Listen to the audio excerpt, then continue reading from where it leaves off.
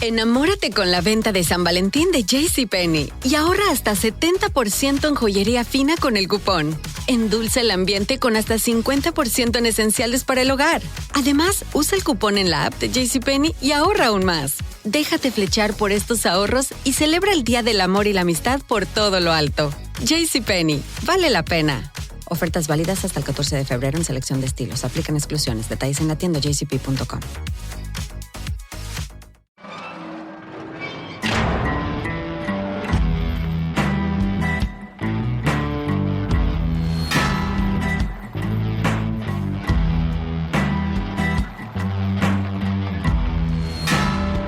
I walk a straight line, shackled and chained. Oh, gruesome Gertie is calling my name. There is no mercy in this penitentiary. Just ask the Hillstring Gang or Angola 3.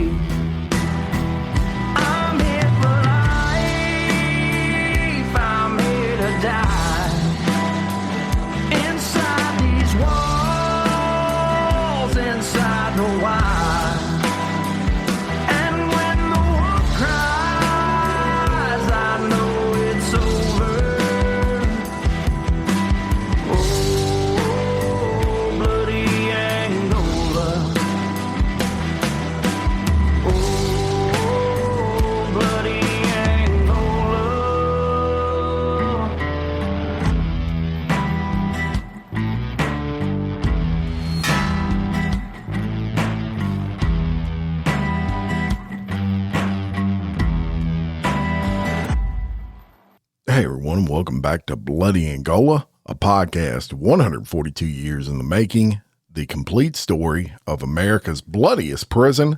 I'm Jim Chapman, and I'm back with this second part of the story of the Storyville Slayer, who absolutely terrorized the city of New Orleans in the mid-1990s. Now, when I left you last, it was May 1995, and a task force had finally been formed to capture the person or persons responsible for the killing of at least 23 people, all with strangulation being used as the cause of death. And the police, they're investigating. But at some point, NOPD realizes they need more resources and outside help to solve this case. And in August of 1995, a regional task force is formed that included the FBI. Now, on August 11th of 1995, an FBI agent by the name of Neil Gallagher made the official announcement of a regional task force and noted they were searching for a serial killer. The task force included St. John the Baptist parish officials who believed the man had killed at least 24 people and had been dumping them in places like the river parishes since 1992. Gallagher pointed to a map dotted with orange stickers, and it marked dozens of bodies recovered in St. John the Parish and St. Charles parishes, as well as Orleans Parish. Officials went public with the serial killer theory at a press conference at FBI headquarters in New Orleans. Now, it had been about 3 months since the killer struck, and they hoped to capture him before he killed again. In regards to the police connecting those murders together, Gallagher said the quality of the earlier investigations were not up to standard. The 1992 investigations were crippled by not acknowledging the killer could be one person preying on sex workers. There were claims made that the investigation was put on the back burner and that the coroner's office neglected to perform certain tests on apparent victims, so much so that detectives began to attend autopsies to make sure pathologists checked for clues. For example, when you are strangled, there's a tiny bone in the back of your neck, and it often snaps. And it's a sign that if you're not looking for it, it can easily be missed. Now, that's called the hyoid bone. And basically, pathologists, they were content to deem certain deaths as overdoses instead of strangulation by not looking for the hyoid bone. The director of the New Orleans Metro Crime Commission was even quoted as saying that it's not surprising a string of dead prostitutes failed to animate the department or the public. I'm sure the background of the victims means law enforcement didn't give them the scrutiny another class of victims might have had. And I totally agree with that quote. I said back in episode 1 that when it's people who live high-risk lifestyles, there's just not the urgency there. Bob Keppel, an investigator with the Washington State Attorney General's office who tracked Ted Bundy, he tracked the Green River Killer in the Pacific Northwest, he said somebody has to be missed and somebody has to care that they're missed. But usually no one cares, and there isn't any clamoring at all. If it was your daughter or the mayor's daughter in the mix, it would be a whole different story, and the budget to catch the killer would be practically unlimited. So the FBI, they come out with a profile of the killer, and they identified him as a black man in his 30s with a muscular build. Now, remember in part 1 of this story, I told you that one of the suspects in the killings is New Orleans police officer Victor Gant, who was dating the last victim, Sharon Robinson, at the time of her death in 1995? Well, NOPD Chief Richard Pennington said in a press conference that Gant is considered a suspect in at least 2 of those killings and had cooperated with the investigation. And he was still on duty at the time in an office position with the 7th District Station in New Orleans. And I want to reiterate that Gant was considered a suspect in the murders of only Sharon Robinson and Karen Ivester, and authorities had not named him a suspect in the other 22 murders by this point. And some would say Gant fit the bill and the profile. As a young man, he was a boxer and he regularly went to the gym. He did weightlifting and he closely matched the 1991 sketch that Brenda had given that very first victim. But again, he was only a suspect in 2 of the murders. So the investigation continued and no bodies for a while. That is until December 20th of 1995, when the body of Cheryl Kakajan, who was 46, is found on a New Orleans road. Her cause of death was undetermined, and police at this point decided not to link it to the Storyville Slayer. Then, 5 months later, and 11 months after the final body was found that was directly linked to the Slayer, police discovered additional skeletal remains. She was identified as 39-year-old Lola Porter, who had gone missing from New Orleans in 1992. Police later interviewed her friends and her acquaintances, who stated she had been cohabitating with a white male who vanished shortly after Porter went missing.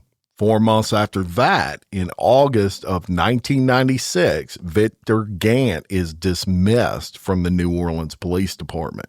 Remember that cab driver I told you about in episode 1 that got caught masturbating in his car? I told you keep his name in the back of your mind. Russell Elwood.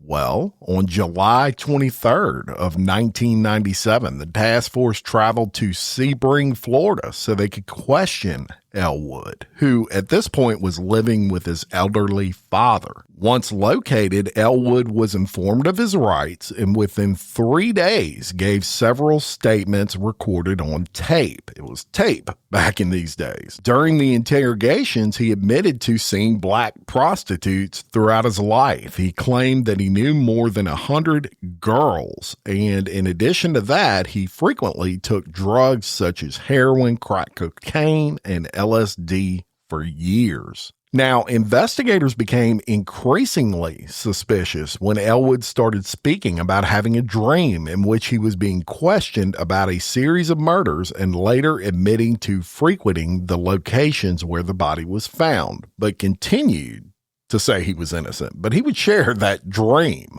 with the police. So they interrogate him over the course of about a week. Every day he'd come in and they'd talk to him for a little while, but they didn't have enough to hold him. So just days after the interrogation was completed, Elwood was arrested for buying cocaine from an undercover police officer at his home in Florida. This was on August 4th of 1997, and as a result, he was convicted and sentenced to 85 days in county jail with 3 years of probation.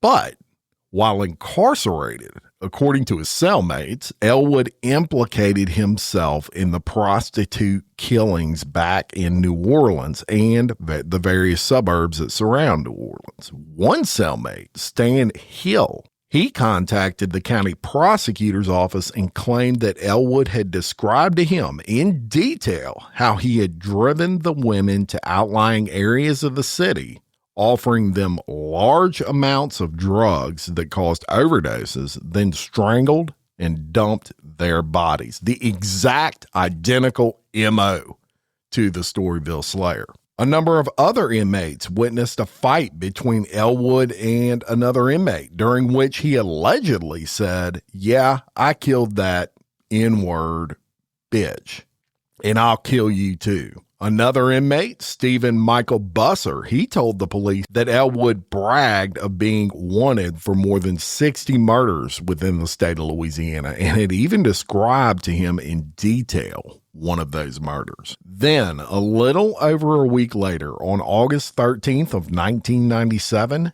the very popular at this time Howard Stern show, they received a call from a man who identified himself as Clay. And during an over-the-air conversation with Howard Stern himself, which was broadcast live, Clay described details for more than 12 murders and gave some details about his background, indicating that he was a white resident of New Orleans. And it's widely believed that this was the actual Storyville Slayer calling this show.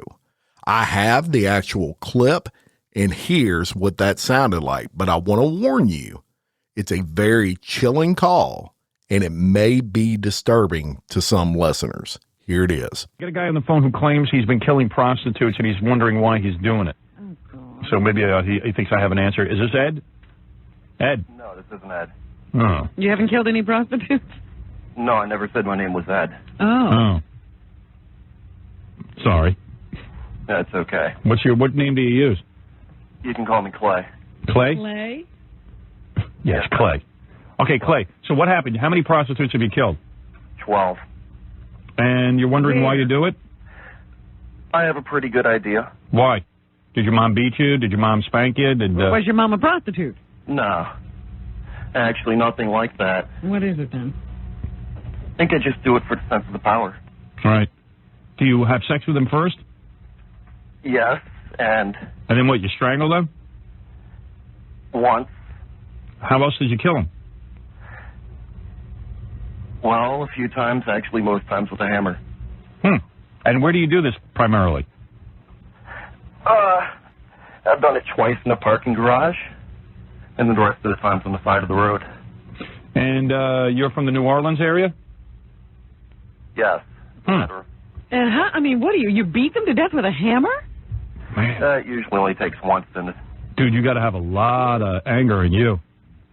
yes. And that means you're heartless. Did you used to kill small animals? No, I've killed a rat. Yeah. Dude, you're a serial killer. Yeah. Yeah. Wow. And you get away with it, I guess, because they're hookers, and so far nobody's... What? Is this Howard? Yeah. Hello? Hello? I didn't know this was Howard. Yeah, it's Howard. Of course. Yeah. Yeah. No, I've never killed a kitten. So how old were you when you killed your first woman? 16. And you must be a powerful kind of guy, big guy. I wasn't then. Right. And when you killed your first one, did you go in there knowing you were going to kill her, or it just sort of happened? I knew I really had it planned out. You know, I wanted to do the whole sending clues. Right. Oh, yeah, are you To in... baffle people, but it turned out no one noticed for a long time. Right. Like you killed her on the side of the road? her that was the parking garage. Okay. And then what'd you do with the body? You dumped that somewhere? Yeah, actually. I think she's probably one of the ones that they found. Yeah. But let me ask you something. You were sending clues that you were going to do this? No, I was... he was going to like doing that. He was going to leave like a note for the newspapers, and But you decided not to. He didn't want to be famous or draw attention to himself. But my problem is, that's what I wanted to do. But but you did, but no one noticed the clues. I never sent the clues. I never left anything. I wanted to have my own little signature. Right. I wanted a thumb paint with their thumbs. Oh, really? What do you want to do? Thumb paint with their thumbs. Thumb paint what though? I don't know. Oh, anything. It was in a comic book a couple of years ago. Just seemed like a good idea. Like you take the girl you killed, you dip her thumbs in paint, and then you do like a thumb painting? Yes. On a piece of paper? Yeah. Now, after you kill somebody, do you play with the body? Actually, the closest I've ever done to that is I always make sure I pay them and I make sure they keep their money. Oh, really? When they're still alive, but with one of them I did put the money in a compromising place. I see. But this one, it had a penis. Oh, really? It was a guy. Yeah, I didn't know at first. So do you ever get, do you think the reason you're so angry is because you were abused or something? No, I wasn't abused, Howard. Where's your family? You got a wife? I mean, you got a mom, a dad, a wife, children. You got any of that? I've got a couple of kids, but no wife. Not married to the mother. You're a white guy? Yeah, Howard, that's pretty funny because the only suspect they had when they started finding the bodies was a black police officer. Oh. Turns out one of them was associated with them. Oh, really? Are you on drugs? I've done acid a few times. So, but nothing heavy. So after you killed the first 60-year-old, like you finished. No, I was 16. Oh, that's right. I'm sorry. She was. All right. So you finished with your sexual gratification, and then Not always, no. Not always. You don't even want to get laid sometimes. No, You just want to kill. I'm just bored. Right. But does the killing sexually satisfy you in some way? I can't believe Ed McMahon's not laughing. I've eaten off thinking about it later. Yeah. What do you say? That's about it. He's pleasured himself thinking about it later. Oh, he has. Okay. Now, how far apart are these murders? Like, do you murder and then, like, you feel satisfied for a while? I don't even understand why I do it, Howard. I don't know if I ever get any satisfaction. But how often? The gather anywhere was the same night. Really? You killed two people in the same night? Yeah, but I went to Mississippi for the second one. So there's no pattern to how many weeks or days between murders? No. Are these mostly white chicks or black chicks? A fair number of them have been black. The transvestite was black. Do you think there's some racial motivation here? No, Howard. They were just, let's just say, a Jimmy Swaggart town. Jimmy Swaggart town. Don't know what that means. Me neither, but... That's pretty much the area around here where the prostitutes all hang out. I see. And it's just whoever comes up to you. You don't pick a certain type? I don't even approach them. I wait for them to approach me, Robin. So that's like them asking for it. Do you ever, like, look into their eyes and go, gee, these people were just children at one point, and maybe they just had a tough life? I've let a couple go. You have? Like, what happened? You're in the middle of killing them, and then they what do they say? Why would you let one go and kill the other? There was this one. Go ahead. I think she was probably really new to it. Yeah. There was just something about her. Maybe she reminded me of my ex-fiancée, but... Right. You somehow relate... More of an innocent quality. You somehow felt bad for her. Yeah. So you killed your first woman. When was the last time you killed? It's been a few months. Right. Actually, it's been going on a year. So what do you think you're going to do? Do you think you're going to kill yourself? Do you think that Are you going to kill again? Can you stop this? If I killed myself, I'd miss the next Batman movie. Right. You don't want to do that. No. No, but in all seriousness, I mean, do you think that you can control this? Do you think you can stop? I think I have been. Oh, you have been for the last couple of months? A year he hasn't killed. Oh, a year? Yeah. Almost. So why do you think you stopped killing all of a sudden? I really don't know, Howard. Part of it had to do with my car broke down. Oh, no transportation. Oh, yeah. Seriously? That's the reason? Well, that was the reason for a month, but after that, I guess it was all self-control. Wow. Huh. But So you don't want to do this anymore? No, he wants to do it, but he's controlling himself. Like you want to kill women, right? Sure. Yeah. And what do you like? Do you enjoy seeing them struggle as you kill them? Actually, none of them really struggle. Do you hit them from behind, or do they see it coming? I can't get inside their minds, but let's just say I hit them. But, I mean, are you facing them? Yeah. Oh, so you can see their face and everything when you do it. Yeah. The worst I've ever gotten was one tried to grab my neck. I've never gotten any of the claw marks or anything that are dead giveaways. Right, you must be very powerful. I wouldn't call myself powerful. Maybe intimidating. Why did you use a hammer? You think you... Because it was in a book I read. Oh. Well, everything's come from Cartoons and... somebody else. Yeah. When's the last time you got laid? Last week, Howard. Oh, yeah, so you didn't kill that girl. No. Because she wasn't a hooker. No. Right. It's only hookers, though. A lot of serial killers are only into hookers because they know, A, Easy. probably won't get caught, and B, they have some kind of anger toward hookers. So there's no way I'm going to talk you into giving yourself up or anything, right?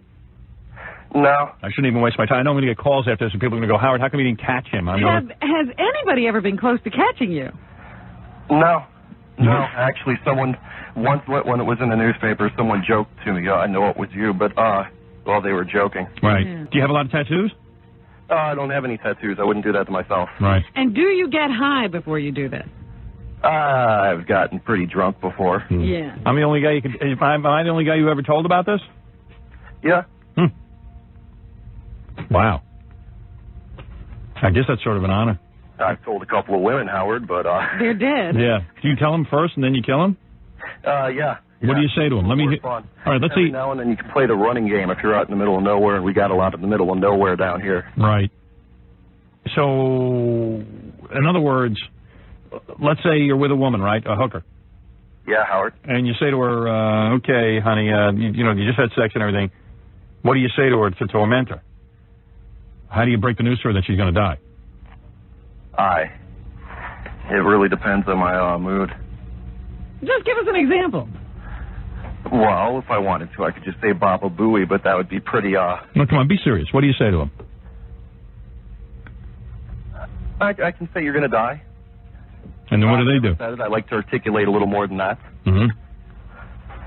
Sometimes I ask them if they think it's dangerous, doing what they're doing, if they're worried about things, and they'll laugh it off, and that just pisses me off.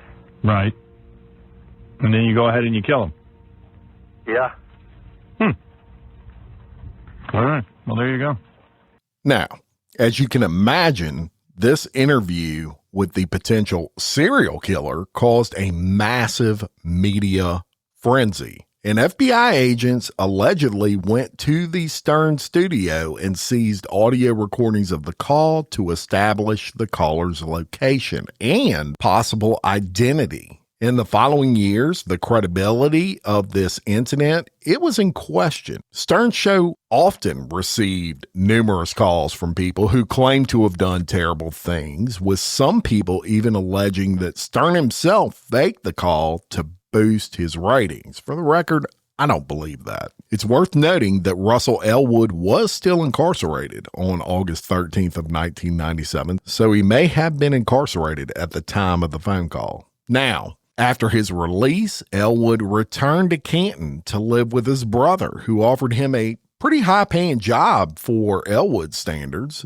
Based on Hill's testimony in the trial, the task force tracked him down and re-interviewed him in the presence of a guy by the name of Ron Camden, a 27-year veteran of the Cincinnati Police Department. During interrogation, Elwood, he initially denied making any such statements to inmates in Florida on these killings. But after an audio tape of Hill's testimony was played, he admitted that he indeed said those things to Hill. Camden actually later testified that Elwood also confessed to him that he had killed a black girl whose corpse he had dumped near a canal No recordings of this confession, unfortunately, were taken, and Elwood later denied ever confessing to such a murder. Now, later on, Elwood would claim that a mental illness had caused him to brag, demanding that the interrogation stop and that he is allowed to return to New Orleans to see his attorney and be provided with treatment.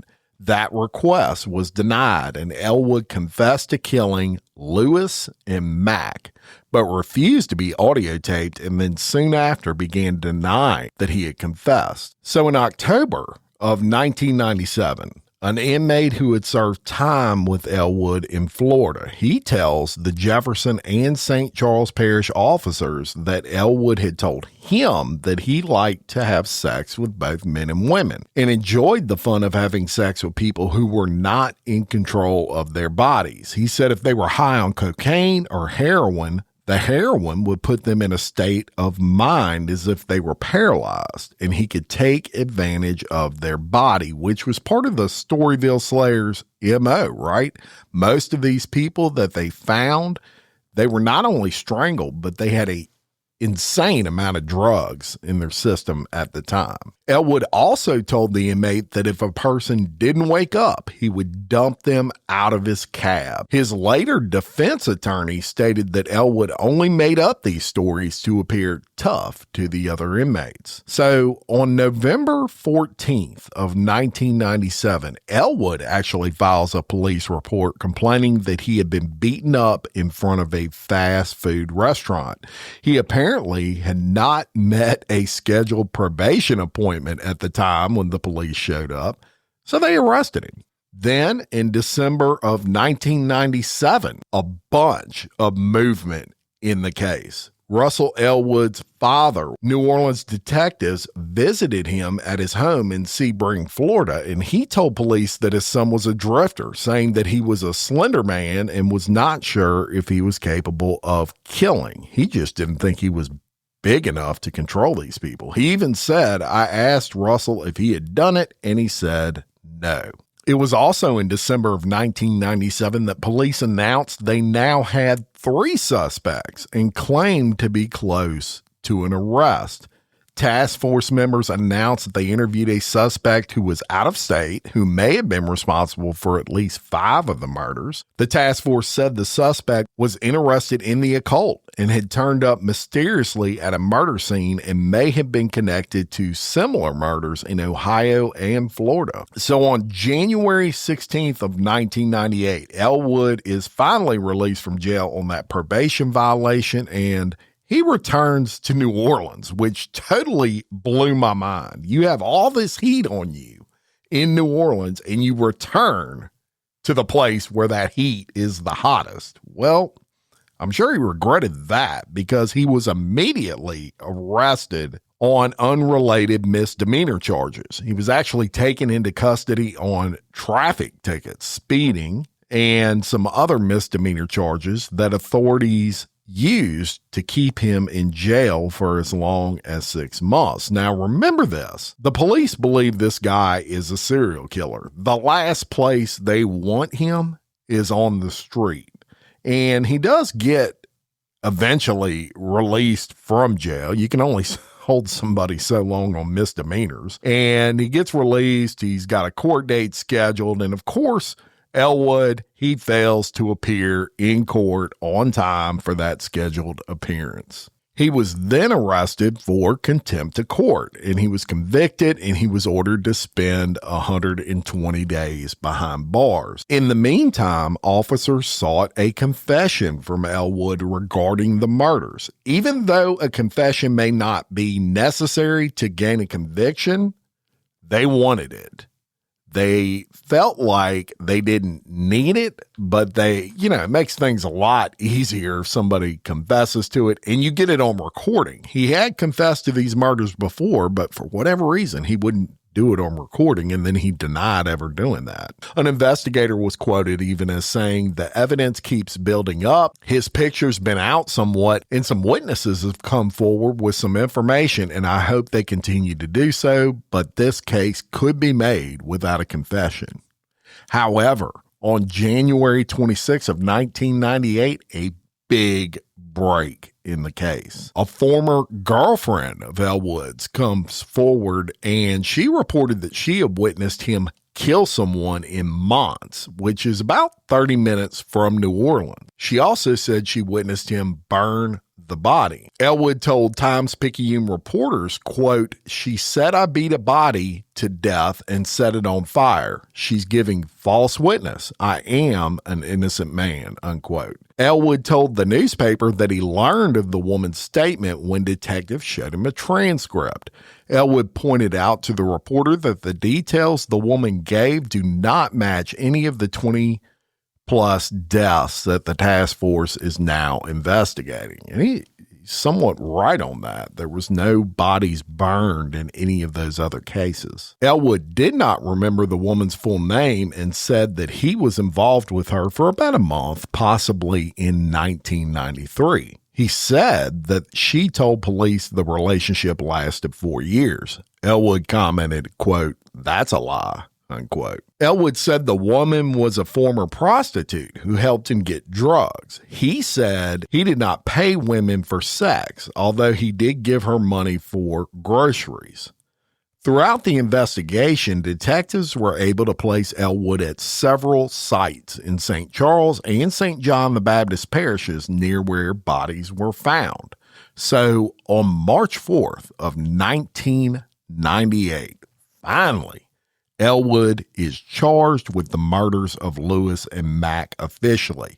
Sheriffs from 3 other parishes claim there are 4 more suspects in the murders. Jefferson Parish Sheriff Harry Lee said, "We never thought from the beginning that this was the work of one person." Lee would not identify the other suspects to reporters, but did say in October of 1997 that former NOPD policeman Victor Gant, he was a suspect in 2 of the killings, as I told you. Gant has never been charged, and he denied any involvement.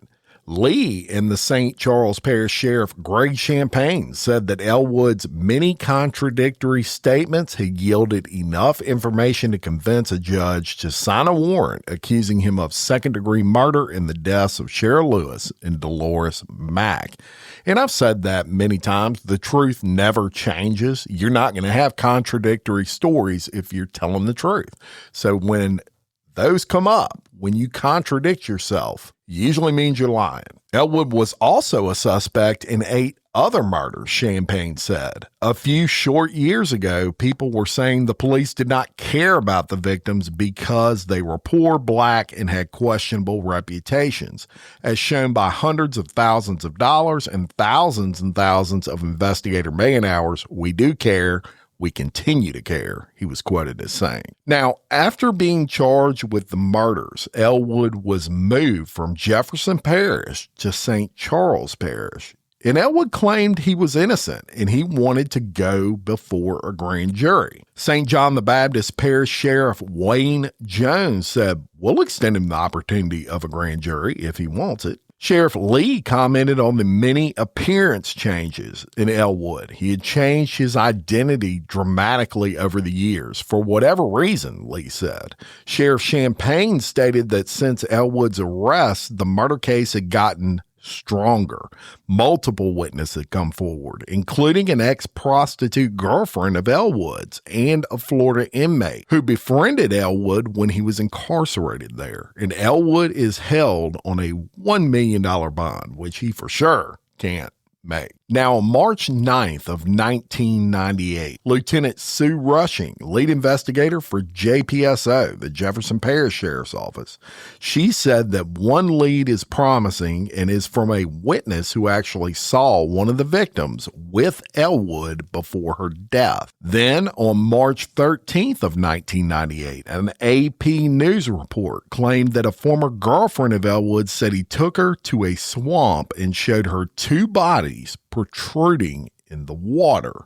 In the affidavit for arrest, investigators said the timing and details the woman provided matched those of the 1993 deaths of Cheryl Lewis and Dolores Mack. So according to the affidavit, Elwood told his then girlfriend that he had a, quote, surprise for her.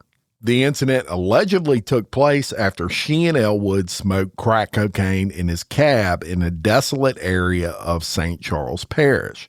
The two walked to where Elwood pointed out a body in a canal with just an arm and a hand sticking out. Elwood then pulled her over to a second body that was almost submerged. When the woman asked who the bodies were, Elwood allegedly responded with a threat that the woman died just like she would. Elwood's attorney said the affidavit does not provide evidence that Elwood killed the women or even disposed of the victims.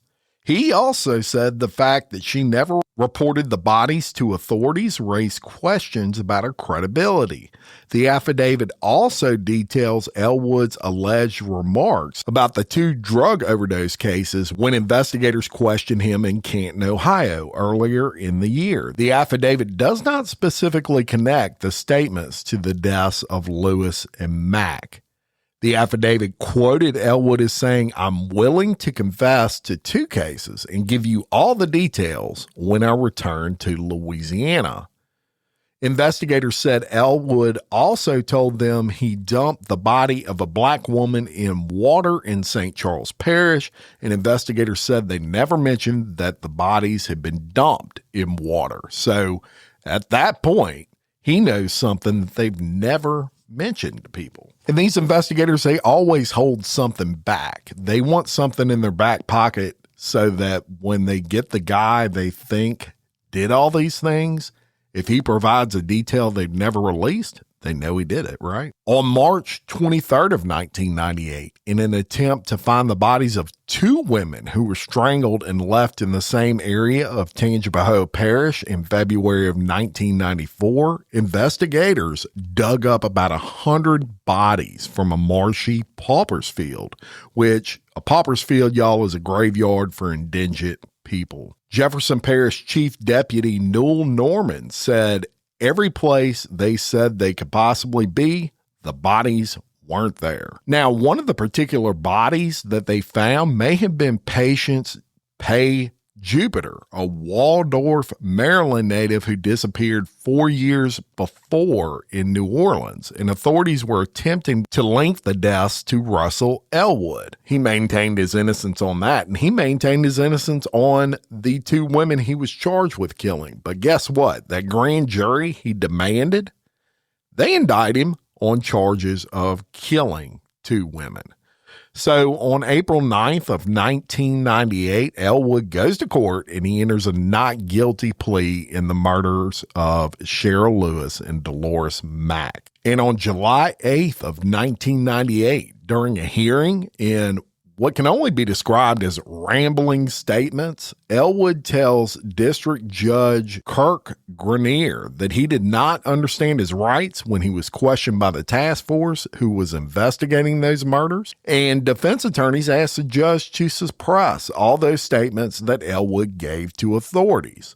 Elwood claimed that his rights to an attorney were violated during questioning in Florida in July of 1997 and in Ohio in November of 1997. Elwood told the judge he was not surprised that investigators visited him in Florida because he had dreamed they would, just like I told you. Elwood said, "Yeah, I was surprised. No, I wasn't surprised. I had a dream that the task force was coming to see me." Assistant Attorney General Doug Freese, who is prosecuting the case, charged Elwood with perjury.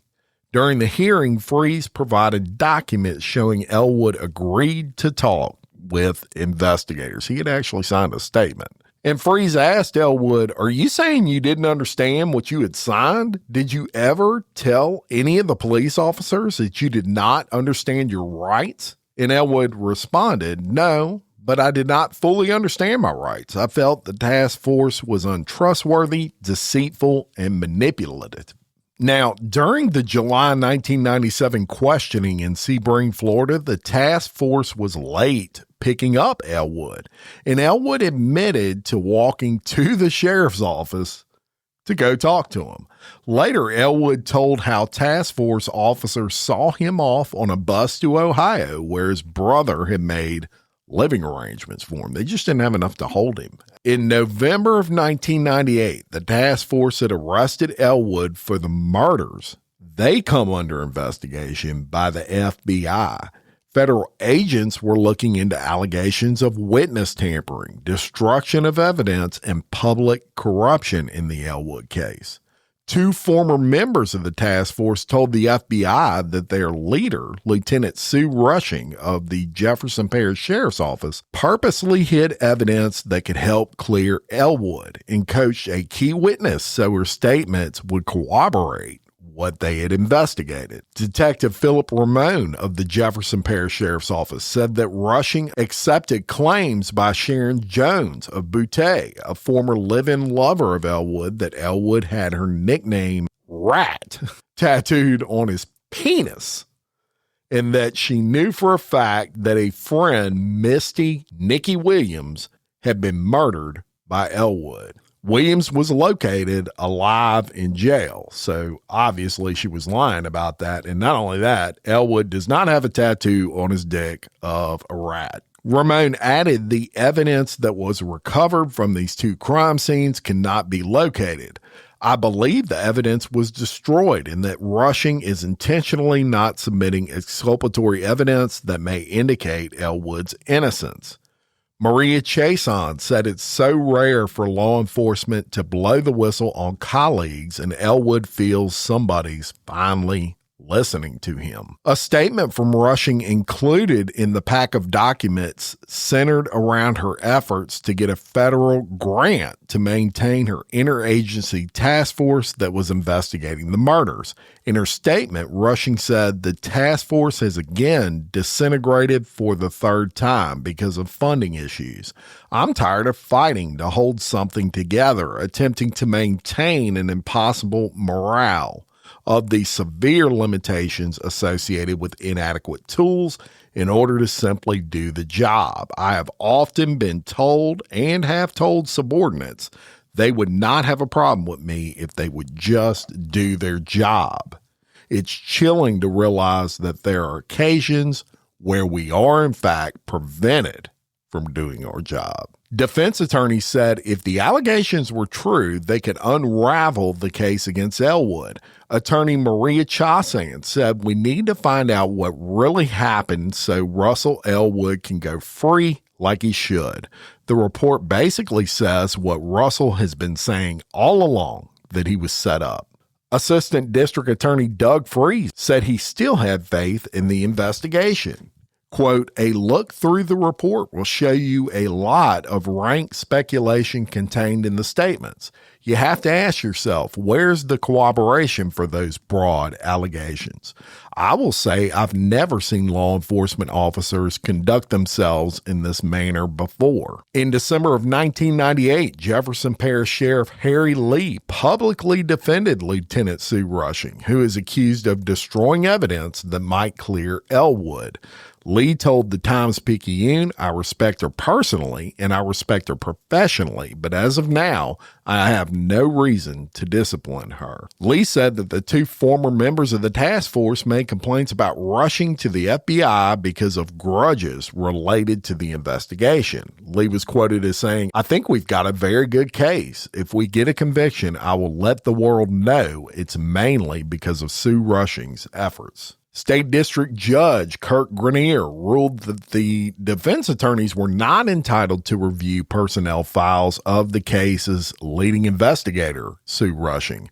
Rushing denied under oath that she destroyed evidence that would exonerate Elwood. She admitted to throwing away an envelope with an out-of-state postmark with Elwood's things because, quote, my hand moved without my brain being engaged. She also claimed that she quickly fished the envelope out of the trash. Rushing also admitted to throwing away a piece of paper that had the word Texas scrawled on it, but insisted it would not have provided Elwood with an alibi because it was dated 1990. Maria Chasan asked Rushing, did you think it was your place to be judge and jury on what evidence would be destroyed and what would be maintained? And Rushing responded by saying, "In this case, I wish I would have saved it to show you." Rushing denied throwing an out-of-state receipt that may have placed Elwood away from the murder scenes. She said, "I wouldn't do that." And more shocking news came out on March 1st of 1999 when the AP published an article alluding that Elwood may be set free and that he was making plans for the future. Elwood said that he would move back to Ohio and may visit Louisiana occasionally to take part in a federal civil rights lawsuit filed against the serial killer task force that arrested him. Defense attorney Maria Chassain said that Elwood's release is inevitable since authorities admitted that Elwood could not have killed Dolores Mack. Chassain said, "Do we have to wait for the trial, or will the AG's office face the fact they don't have the evidence and drop it?" Chassain added, "Common sense tells you the same person killed both Lewis and Mack. If Russell Elwood could not have killed one of them, then obviously he could have not have killed the other. Lewis could have been out turning a trick, stumbling off into the canal and drowned." Now, evidence collected showed that Elwood was visiting relatives in Ohio during the time Dolores Mack was killed. The evidence included documents that showed Elwood closed an account at an Ohio bank with his brother and witnesses who saw Elwood at a 50s music community dance in the Canton, Ohio area. So, that's some pretty crazy evidence to the contrary of what they're saying. Elwood spent most of the previous week making collect calls to reporters, predicting that he would soon walk out of jail. But he remains in prison until his trial, which starts on June 8th of 1999. Now, the trial took place in Lafayette. It was a change of venue request that was granted by the judge, obviously because of the massive publicity at this time surrounding the case in New Orleans. And both murders were not tried at the same time. Cheryl Lewis's murder was tried first. Now, during the proceedings, a number of Elwood's former cellmates and prostitutes testified as prosecution witnesses, with the former claiming that he had confessed to the killings while the latter claimed that he had assaulted them.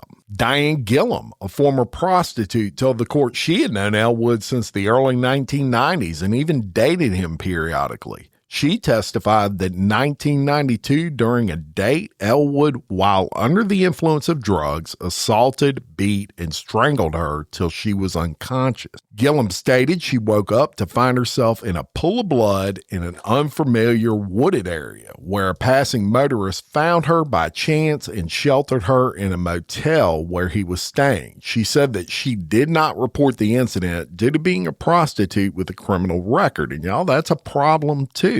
A lot of those things go unreported. Nevessa Richmond, a former stripper and prostitute, in turn, she testified she had also been beaten and assaulted twice by drug-crazed Elwood, during which he also attempted to strangle her. Janie Stokes, a former prostitute, told the court that she first met him in either 1992 or 1993 at a gas station in Marrero, Louisiana, another outskirt of New Orleans. When he was working as a cab driver, Stokes stated that Elwood bought her lunch and treated her nicely before driving her to his home, where he suggested they use cocaine. After doing drugs together, Elwood beat her, but she did manage to flee. Stokes also did not report the crime because she was a drug addict. Antoinette Rainey, who worked as a drug dealer in New Orleans, also appeared as a witness for the prosecution and testified that Elwood was a regular customer. She recounted an incident in which Elwood forced her into his car at gunpoint, then drove her to an underpass where he beat, raped, and robbed her, threatening to kill her during the ordeal. Rainey was able to escape, but did not report the attack due, obviously, to her criminal lifestyle. 3 witnesses testified they had also seen the defendant with Cheryl Lewis shortly before her disappearance. Now, according to the testimony of Denise Sanders, who was Lewis's best friend, she had seen her with Elwood 3 days prior to Lewis's death, who at the time was out driving his cab. Sanders also admitted to withholding this information because she was a drug dealer. The second witness, Antoinette Holmes, who lived near Lewis, testified seeing her at the Time Saver restaurant in Bridge City, Louisiana, 2 weeks before she was reported missing, standing between two parked cars and talking to a cab driver. She then identified Elwood as that driver. Winwar Henry, Lewis's cousin, stated that she had last saw her at a hotel in Avondale, another outskirt of New Orleans, with a man who she identified as Elwood. According to her, Lewis had told Henry that she and Elwood were on their way to a suburb of New Orleans where her body was later found. Henry testified that she did not give police this information because she was wanted for some petty offenses at that time. Now, Elwood himself denied knowing any of these victims that testified against him. Cheryl Lewis's mother, in turn, admitted her daughter was a drug addict and a prostitute, but said that she had never seen Elwood with her daughter before. It doesn't mean a whole lot, but it's worth noting. Now, Elwood's attorney said that Elwood was not in New Orleans at the time of the murders, claiming that he had been in Ohio with some relatives. Elwood was known for keeping extensive amounts of documents that indicated his whereabouts, but the receipts regarding where his supposed presence in Ohio was for February of 1993 had mysteriously disappeared. So on June 10th of 1999, Russell Elwood's trial concludes, and he is convicted of second-degree murder by a state district court jury, and they only took about 3 hours to reach that verdict. Now, it was the defense attorney's belief, because there was no physical evidence, it was all circumstantial stuff, that the reasons that Elwood was convicted was because he came across so nasty to the jurors. That was their statement. Elwood denied knowing Lewis even after witnesses testified they were together and had been seen together in the past. Elwood spoke in a very condescending voice from the witness stand. He actually took the stand in his own defense. And attorney Ross Scasia was quoted as saying his arrogance really came through and the jury got turned off. So on August 17th of 1999, Elwood is sentenced to life in prison without parole in Bloody Angola. And a few notable events did take place after the conviction. January of 2000, the city of New Orleans wanted fired Victor Gant, remember him, to pay back the $109,500 in back pay he actually got awarded in 1996. Gant received the money in November of 1996 after the Civil Service Commission, which had reinstated him, threatened the city with a contempt ruling. The commission ruled that Gant's firing was excessive. It reduced his punishment to a 30-day suspension and ordered the city to pay all of Gant's lost wages. Police Superintendent Richard Pennington said, "I think he needs to repay every dime back to the city. He wasn't entitled to that money. We're trying to get the money back. We don't think he should have gotten it in the first place because the case was still in the appeal process." Chief Administration Officer Marlon Gussman said if he's going to stash it or send it away somewhere, he's probably already done that, but it doesn't mean we won't try our best to come up with the money. Then in March of 2001, the Louisiana Supreme Court refuses to overturn Elwood's conviction after reviewing trial transcripts and written arguments. In 2014, Elwood dies at Louisiana State Penitentiary at Angola. 2 years later, in 2016, in an interview with the Huffington Post, Major C.J. Dorster of the St. John the Baptist Parish Sheriff's Office confirmed that Gant is still on the suspect list for the murder of his ex-girlfriend and her friend.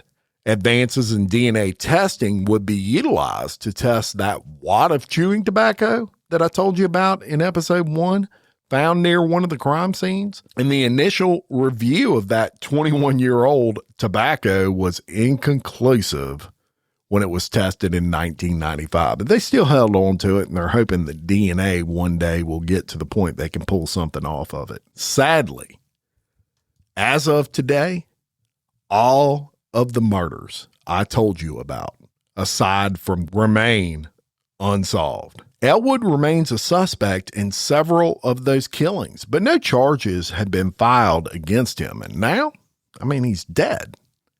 As for Gant, he left New Orleans after his discharge from law enforcement and moved to Atlanta, Georgia, where presumably he still lives today. And it's important to mention, again, he has never been charged in anyone's murder and is assumed innocent until proven guilty. So thanks so much for listening. Check out the Patreon at patreon.com/Bloody Angola podcast for commercial-free early releases and more.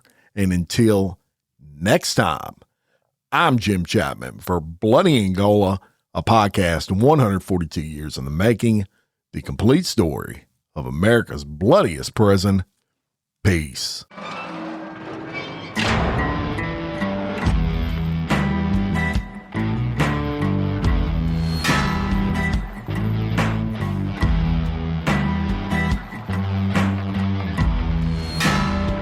I walk a straight line, shackled and chained.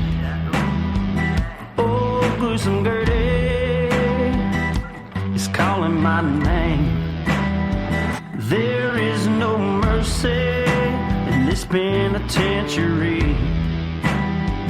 Just ask the Hill String Gang, Rango